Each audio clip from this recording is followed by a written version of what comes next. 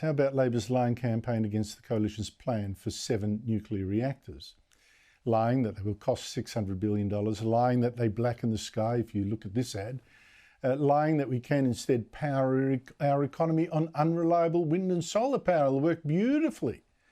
Today, more than 50 Australian nuclear experts, electricity experts, scientists, former politicians and businessmen and so on signed a full-page ad in the big newspapers backing nuclear power and attacking Labor's lies about it and saying to Labor, no, we cannot run a whole electricity system of wind and solar, adding that the current energy policies of state and federal governments are setting us up for failure with unstable energy supply and higher prices because renewable energy is highly variable, unreliable and costly when considering total system costs.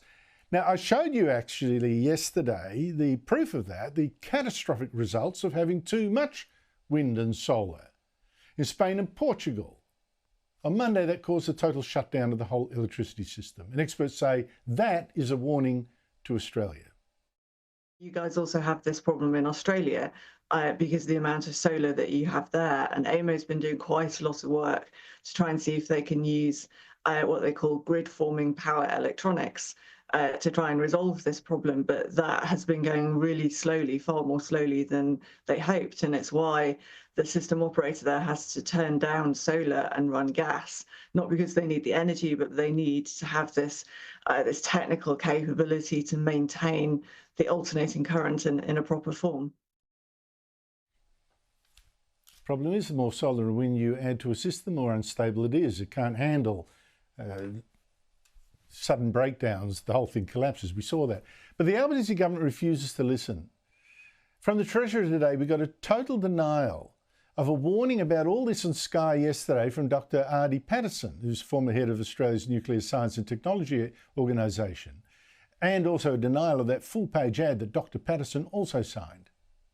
I haven't seen that particular letter, but I think the overwhelming weight of opinion recognises, as AEMO does, that the cheapest form of new power is renewable energy.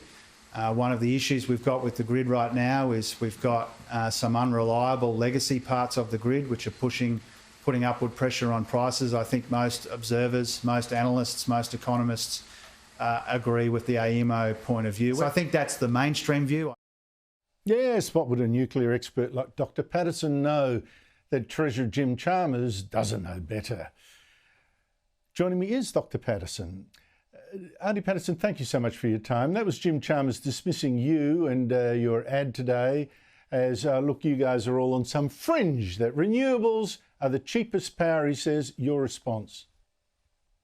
My response is that I would like to meet the experts that he's talking about, because none of them would be able to explain how the grid that he is claiming will work. We are on a road to failure. There's no doubt in my mind. We saw that in Spain just in the last 24 hours. What happens when an unstable wind plus solar grid runs into a problem of having too much? The whole thing falls over catastrophically, because there is no way that you can take dilute sources of power, individual wind turbines, individual panels, and add them up to the grid that we have today that makes our economy work. So I believe that the statements that were made by our Treasurer are essentially lies. I'm going to say that publicly now.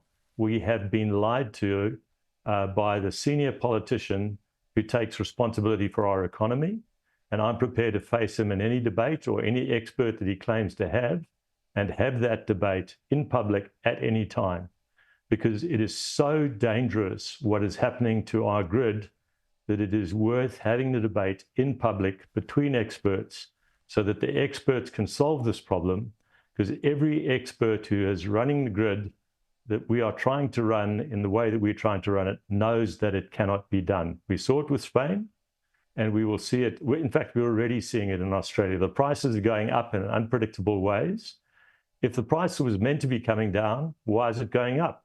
If it was meant to be minus 275, why is it plus 2750? So there's no explanation coming from the Treasurer. There's no credible person in the Department of Energy prepared to stand up behind this plan. And we need to see the experts that they're claiming that this is happening, and we need to debate with them in the public domain as to why they believe that they are right, but they are wrong. It's deeply dangerous, and it will damage our nation.